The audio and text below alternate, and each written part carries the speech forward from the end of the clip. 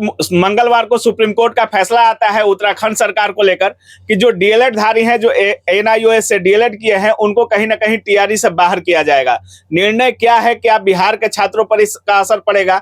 क्या जो अभी शिक्षक बने हैं उन पर असर पड़ेगा? क्या आगे भी जो परीक्षा होने वाला है उस पर कितना असर पड़ेगा? पूरे निर्णय पर हम जानकारी के लिए शिवनंदन भारती सर के पास है। सबसे पहले सर स्वागत है आपका। जी बहुत बहुत शुक्रिया आपका। सर, छात्र हित में हमेशा आवाज उठाते रहे हैं। सर, जो निर्णय आया है, क्या इससे बिहार के छात्र जो अभी परीक्षा, जो नियुक्ति पत्र दिया गया है, जिनका अभी परीक्षा होना है, क्या ये लोग भी प्रभावित हैं इससे? देखिए, बहुत ही जेन्युइन प्रश्न है आपका। ये जो एक निर्णय आया है ऑनरेबल सुप्रीम कोर्ट का, उस निर्णय के बाद जो भी अभ्यर्थी खास करके एनओएस से जो बीएड डीएलएड धारी है, उन लोगों के एक मन में डर उत्पन्न हो गया है कि बिहार के संदर्भ में जो शिक्षक बने हुए हैं उनके भविष्य का क्या होगा। तो इस जजमेंट का ये कहानी चूंकि बिहार से शुरू हुई थी, इसीलिए इसके पूरे संदर्भ को आप जब समझेंगे तो स्पष्ट तरीके से ये जजमेंट जो है, ये चैलेंज कौन किया था सुप्रीम कोर्ट में, किस नोटिफिकेशन को चैलेंज किया गया था? वो उत्तराखंड का। अच्छा, बिहार के संदर्भ में ये चीज डायरेक्ट चैलेंज नहीं था, तो बिहार का जिक्र किए हैं, लेकिन बिहार के संबंध में ऑनरेबल सुप्रीम कोर्ट ने डायरेक्ट क्लियर कट अभी सेट असाइड का कोई आदेश नहीं दिया है। ये अभी वो क्लियर वो ये होगा, चूंकि फिर हम बताएंगे उस पर भी। ये जो लास्ट जो जजमेंट का पढ़िएगा, पैराग्राफ सेकंड में 3 कॉलम में है, तो रीड का जो मूल बातें हैं वो पढ़ के मैं सुना रहा हूँ। इसमें कहा गया है, the impugned judgment and order dated 14 September 2022 के बारे में था, passed by the high court of Uttarakhand at Nainital is quashed and set aside. माने वो जो नैनीताल का जो था, तो वो सेट असाइड, क्या वो निरस्त किया गया, यानी कि उसके प्रभाव उत्तराखंड में पड़ेंगे, बिहार में नहीं पड़ेंगे, क्योंकि ये बिहार के संदर्भ में ये ऑर्डर चैलेंज ही नहीं था। लेकिन आप बोलिएगा कि बिहार का क्यों जिक्र हो रहा है?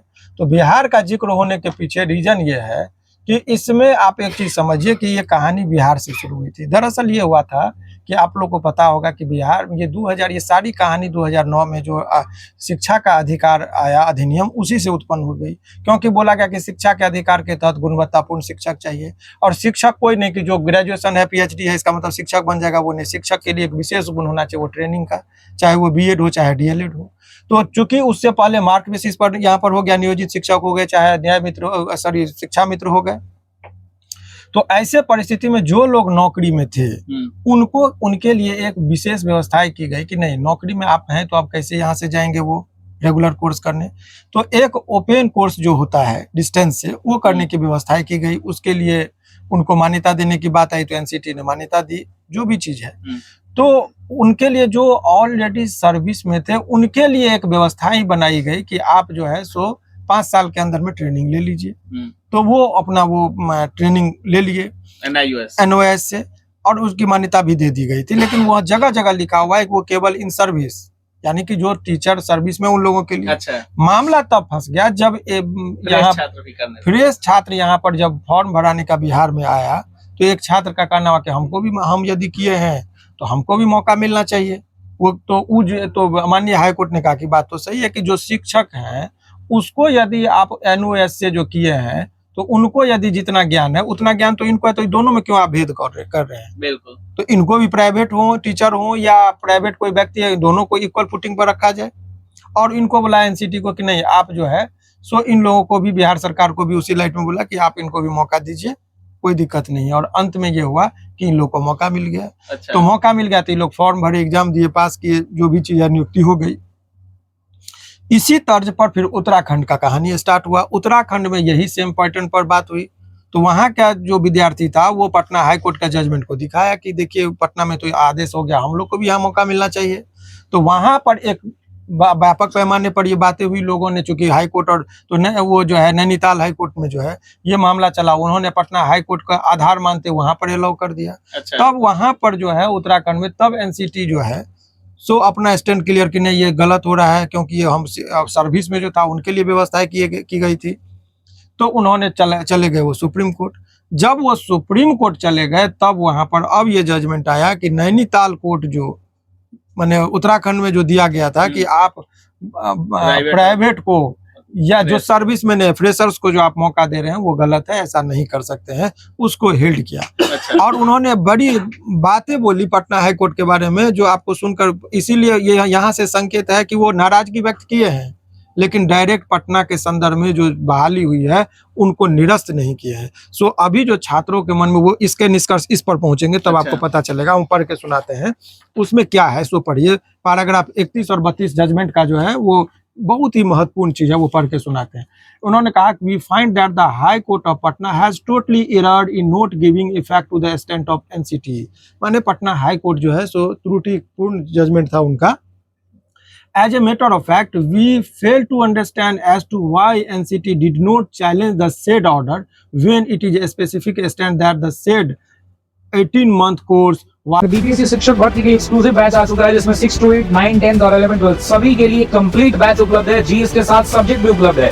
तो अगर आप इसकी तैयारी कर रहे हैं तो ऑफिसर्स अकेडमी के साथ जुड़िए, हमारे ऐप को डाउनलोड कीजिए और ऑफर का लाभ उठाइए। सिर्फ 999 रुपए में सभी विषय सब्जेक्ट सब कुछ उपलब्ध है। 999 रुपए में दिए गए नंबर पर संपर्क करें और ऑफिसर्स अकेडमी को ऐप को डाउनलोड करें। बहुत बहुत धन्यवाद। आज only for in service candidate and not applicable to fresh ones was rejected by the high court। बहुत अच्छा से बात उन्होंने कहा। उन्होंने कहा कि भाई ये जो बातें थी जब पटना हाई कोर्ट जब किया था जजमेंट तो एनसीटी को कहाँ जाना चाहिए था, डायरेक्ट उसको चैलेंज करके सुप्रीम कोर्ट जाना चाहिए था। बोला बड़ी आश्चर्यचकित वो ये शब्द में बोले कि मैं ये समझने में असक्षम हूँ कि आखिर वो क्यों नहीं गया। एनसीटी को उसी टाइम में यदि वो इस आदेश से यदि वो नहीं संतुष्ट है तो वो चले जाते। अभी जो वो गए हैं वो उसी टाइम में यदि चले गए रहते तो और छात्र एडमिशन नहीं लेता। बिल्कुल बिल्कुल। लेकिन यहीं से वो नहीं गया और चूंकि वो त्रुटिपूर्ण था, स्टैंड उनका क्लियर नहीं था और ऐसे परिस्थिति में बहुत सारे छात्र जो है सो एडमिशन ले लिए, डिग्री ले लिए एनयूएस से। अब उनको बाहर का रास्ता तो ये कठिनाई हो गई उन लोगों के लिए। तो ऐसे परिस्थिति में उन्होंने इसीलिए कहा कि क्यों नहीं आया, आना चाहिए था।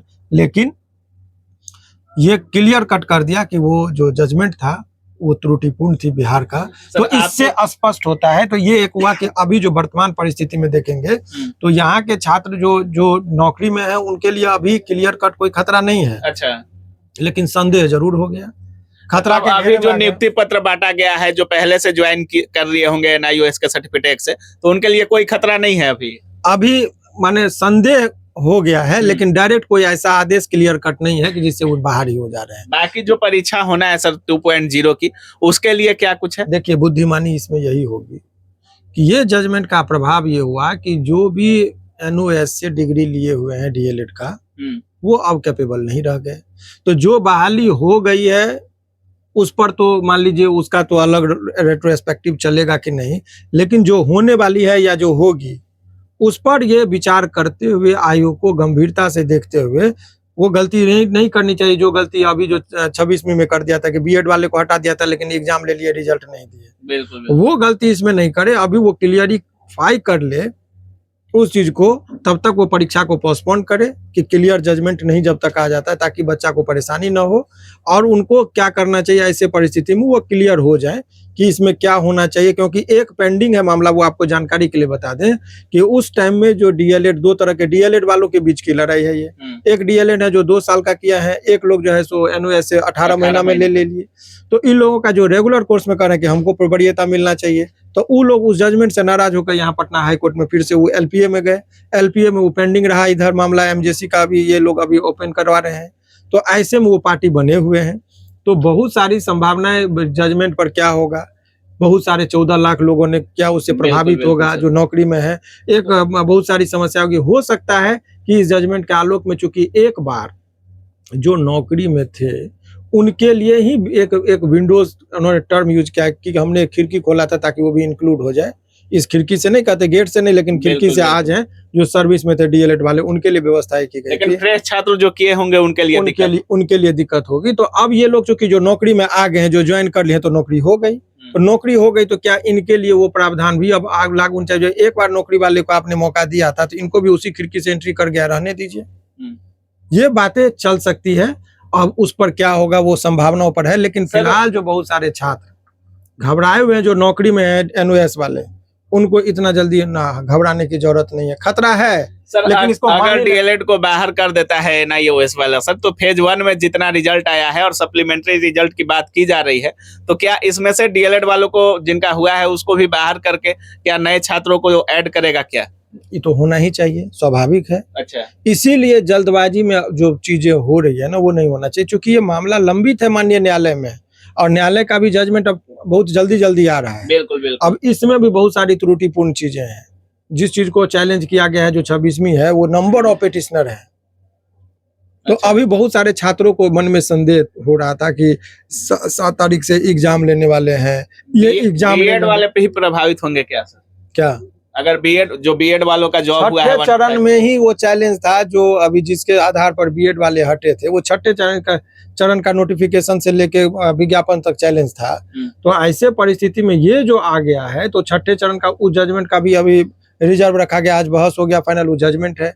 अब ऐसे में यदि वो कहा जाएगा कि यदि उसमें आ जाता है कि बीएड वाले जो है छठे चरण से ही हटेंगे, तो 38,000 शिक्षक वहां पर सीट खाली होगा, जिसको छठे चरण का था, इसमें नहीं आप इंक्लूड कर सकते थे। बिल्कुल बिल्कुल। आयोग को जो दिए हैं, तो पूरा इतना पेचीदा मामला इसमें फंस जाएगा कि पूरी बहाली पड़ी होगी। तो अभी सरकार क्या कर रही है, आयोग क्या कर रही है और कोर्ट के निर्णय के बाद क्या प्रभाव होता है, वो सारे चीजों के संदर्भ को बहुत मूल्यांकन देखने के बाद पता चलेगा। अभी फिलहाल लास्ट में आप लोगों को मैं निष्कर्ष पर ये दे दूं कि जो छात्र ये मान के बैठ गए हैं कि एनयूएस वाले जो नौकरी में है, उनकी नौकरी इस आदेश में स्पष्ट है कि वो हट जाएगा, तो ऐसा मानना गलत है। उस पर चुप है, साइलेंट है। बिहार के संदर्भ में, उत्तराखंड के संदर्भ में वो बिल्कुल क्लियर कट बात किए हैं, लेकिन बिहार के संदर्भ में वो बिल्कुल शांत है। बहुत बहुत धन्यवाद सर। शुक्रिया आपका। तो जैसा कि आप सुन रहे हैं, सर का साफ कहना है कि जो निर्णय है उत्तराखंड सरकार को लेकर आया है और उत्तराखंड के जो अभ्यर्थी हैं उनको लेकर आया है। हालांकि बिहार के संदर्भ में क्या कुछ फैसला होगा, जब अपडेट आएगा तो आपको पता चल जाएगा। बाकी आप क्या कुछ सोच रहे हैं इस पूरे वीडियो के बारे में अपनी राय कमेंट सेक्शन में जरूर रखिएगा। आप देख रहे थे काबिल न्यूज। जय हिंद।